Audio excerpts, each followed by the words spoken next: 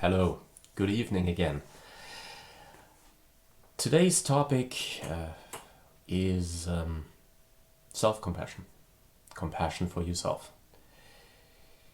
Now, you might wonder why compassion for myself. The world out there talks a lot about compassion for others, compassion for the planet, compassion for animals. Compassion for the world, compassion for humanity. And all those things are very, very, very, very important in order to live in a world which makes sense, or which makes us happy, and is a fulfilling place to live. That limited, time-limited existence we have in the world. Now, so why compassion for yourself? Now, in many religions, so also, for example, in the Christian Bible, there's the new commandment, love thy neighbor as you love yourself. Now, the interesting thing is, a lot of people focus on the neighbor. And that's very important, because we live in an interconnected world. And showing love to someone else, showing compassion to someone else, showing a bond you're having with someone else also makes you feel better. It contributes to your own mental health, to your well-being in general, also your physical well-being. Now, unfortunately, many people in a busy world, on their jobs, with lots of commitments at home, in school, academic life, learning, friends, social connections, we tend to forget ourselves. And what I often see is people coming in with anxiety, burnout, and many other afflictions and conditions, which quite often are a symptom of being disconnected with oneself. Now, compassion helps. Compassion you show towards yourself helps to build on that link, to reaffirm that link, to maintain it, and to make it grow. Because compassion is a positive feeling, and it's a caring feeling. And as you care for others, it is also important to care for yourself. Because as you care for others, it also increases your sense of well-being. Now, if you care for yourself, you actually have a twofold advantage. First of all, it's the link you're building with yourself, that bridge. Imagine like a Golden Gate Bridge, You're building with yourself. And that bridge also makes it easier for information to flow, like those little cars on a bridge, like the Golden Gate Bridge. Information to flow, and the more information you have about yourself, the more insight you have about yourself, the more you know about your values, your aspirations, your needs, the easier it is to live a life that's fulfilling, that's happy, that gets you the achievement, success you want, but most importantly, gets you contentment, happiness, satisfaction. And then, of course, can also spread to other people. If you're happy, you can make other people happy. So it's very important to look after your own happiness. Compassion for yourself is one important first step. Because you might be caught in a rat race in a job. You might be caught in a relationship where communication isn't working anymore. Communication patterns have become all muddled and they're not really going anywhere anymore. So in such situations, we all have a tendency to disconnect even further from how we feel on the inside, because those feelings are not pleasant. If something is not working, your emotions, of course, you have emotions that want you to change something. That's why it's called an emotion, to move something, putting something in motion. And the E from Latin means without, so making a change in a new direction or in another direction from where things are going now. Now, compassion is thus a bridge builder. It builds a bridge to yourself. It connects you better with yourself.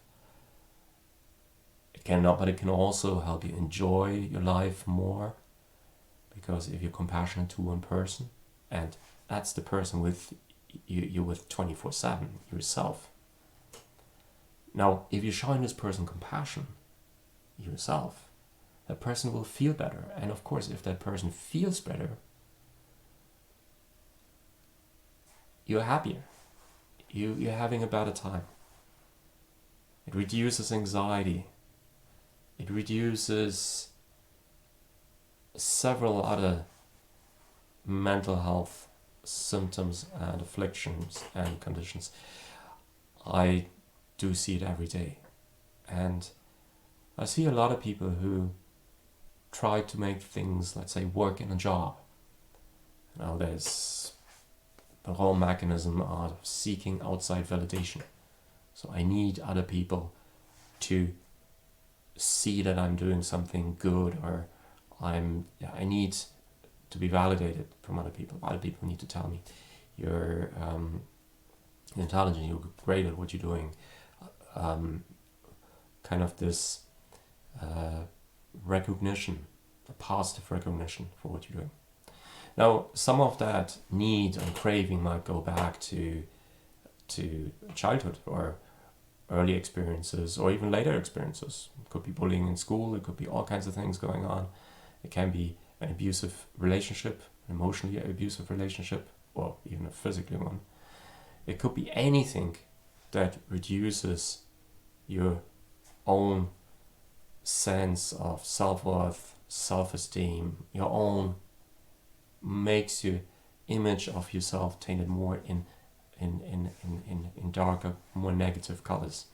Now all that, in that situation, of course, if your sense of feeling about yourself is lower, you're gonna trust yourself less. You're gonna put less faith in yourself, and then it's more difficult to give yourself that recognition, give yourself a pat on the back, because it's coming from a person you're having kind of an ambivalent relationship with. And then often we turn to the outside world, to other people, and try to get that validation, that recognition from someone else. Or maybe because a primary caregiver, like a parent, was depressed and couldn't express maybe emotions as well on the positive side, or couldn't show the infant as much how much they love their child, even though they did, they maybe couldn't show it, or were having other issues. And so you can have this, what we call an intergenerational or transgenerational cascade, where certain patterns can be passed on, but that can be changed. This pattern, this chain reaction can be broken, and this is where self-compassion comes in.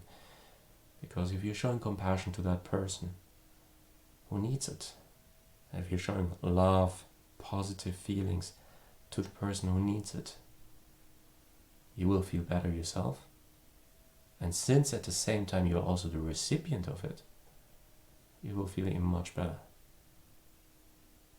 Beyond that. So those are just a couple of points why it's important. Now, how to go about it. Building a Golden Gate Bridge, or any big bridge, might not be easy. It takes a lot of engineering works and planning, ingenuity and all that. fortunately, starting self-compassion, building that bridge into your own inner self, allowing yourself to feel more about yourself, more insight, is much, much easier. First of all, you have to realize, as you cannot say yes without saying no at times, you also cannot say, okay, I just want to feel good feelings and not the bad ones. Well, first of all, there are no bad emotions. All emotions are good in a sense, because they try to change something. They try to put something into motion. If you feel angry, you might want to protect yourself from someone else, or you feel like maybe you need to put boundaries into place, better boundaries. You need to make a change. The change can be through communicating with that person, saying, okay, I'm angry about what you've been doing, or what you've been doing makes me angry. I know you're not a mean person. I don't understand. Can you, maybe what's going on? So by asking the other person what's going on, there are many ways of making a change, using an emotion to make a change.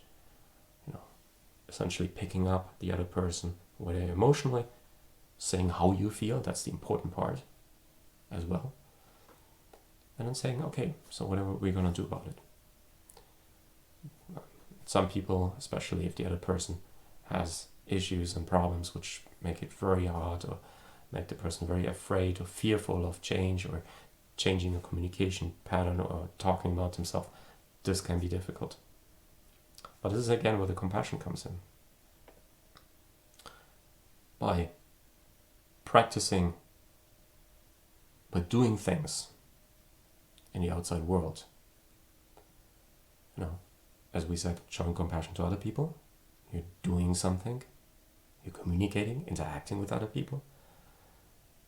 Showing compassion to yourself, practicing compassion with yourself, means also doing things. Now, I've even suggested to people, take yourself out to dinner, do something nice for yourself. That shows compassion, but compassion can also show and acknowledging, kind of listening to yourself. Greatest compassion is when you listen to yourself, and the voice might be small on the inside, you might not hear it very much in the beginning, especially if there's stress and other things going on. The world is very complex.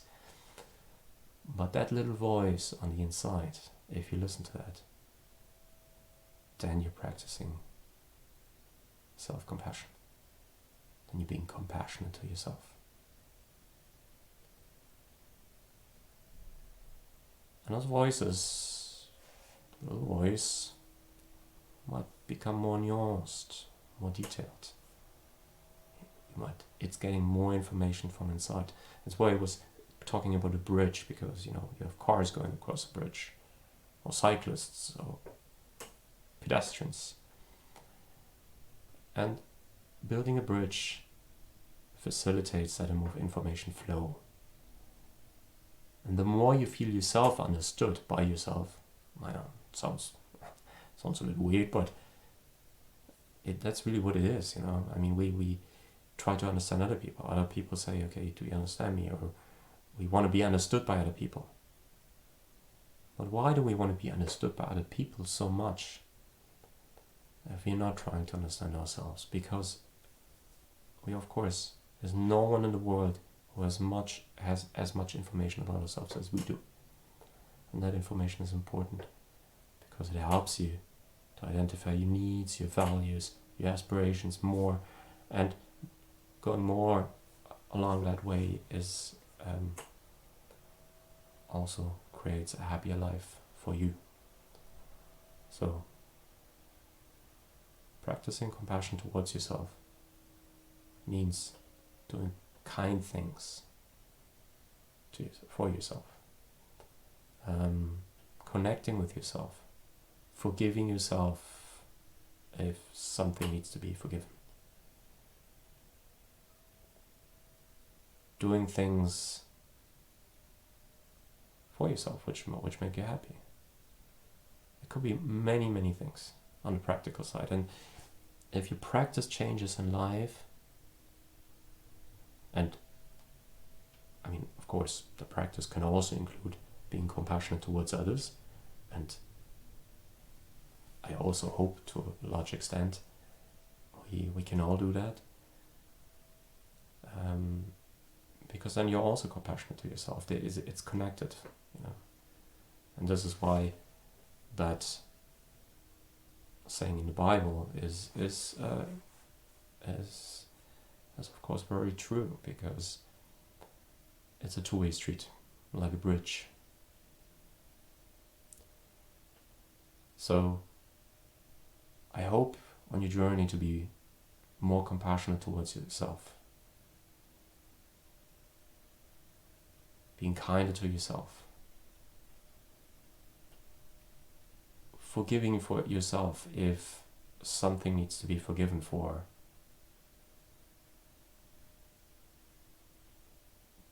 being compassionate towards others, connecting with yourself, understanding yourself, trying to understand yourself, making the changes that this little voice inside, those feelings tell you, or maybe where they nudge you a little bit, push you in that direction.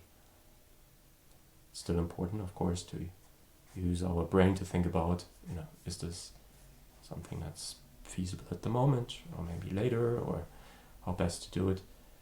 But it is so important to listen to those feelings.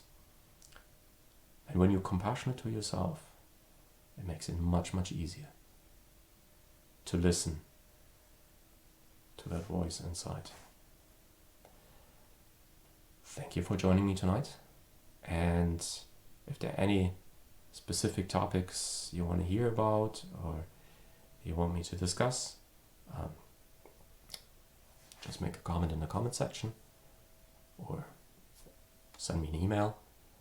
And I hope you have a great evening. If you're listening in the morning, a great day. And do something nice for yourself. And connect with that part inside. Thank you for listening. Have a nice day.